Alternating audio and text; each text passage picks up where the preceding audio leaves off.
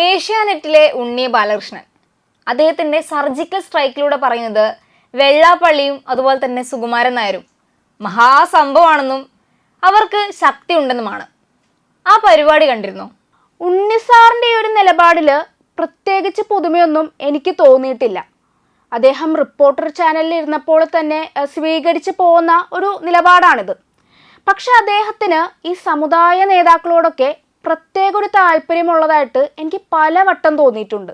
വളരെ സീനിയറായ മാധ്യമരംഗത്ത് ഇത്ര വലിയ പാരമ്പര്യമുള്ള ഉണ്ണിസാറിനോട് ഉള്ളൊരു ഇഷ്ടവും സ്നേഹവും ബഹുമാനവും ഒക്കെ നിലനിർത്തി എനിക്ക് പറയാനുള്ളൊരു കാര്യം, ഇല്ലാത്ത വലിപ്പം വെള്ളാപ്പള്ളിക്കും അതുപോലെ തന്നെ സുകുമാരൻ നായർക്കും ചാർത്തി കൊടുക്കരുതെന്നാണ്. ഒരുപാട് പ്രേക്ഷകർ കാണുന്ന ഒരു ഷോയാണ് സർജിക്കൽ സ്ട്രൈക്ക് എന്നുള്ളൊരു കാര്യം മറന്നു പോകരുത്.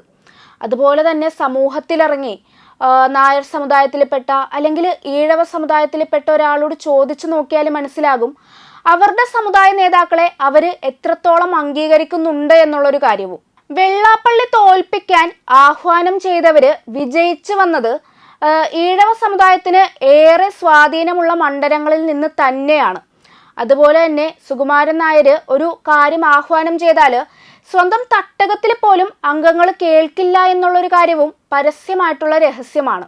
ഞാൻ ഉൾപ്പെടെയുള്ള എല്ലാവർക്കും ജാതിയും മതവും ഒക്കെയുണ്ട് എന്ന് പറഞ്ഞ് ഈ സമുദായ നേതാക്കൾ അവരുടെ താല്പര്യങ്ങൾക്കനുസരിച്ച് പറയുന്ന കാര്യം വെള്ളം തൊടാതെ വിഴുങ്ങാൻ ആരും ആരുടെയും അടിമകളല്ല എന്നുള്ളൊരു കാര്യം ഉണ്ണിസാറെങ്കിലും മനസ്സിലാക്കേണ്ടതുണ്ട്.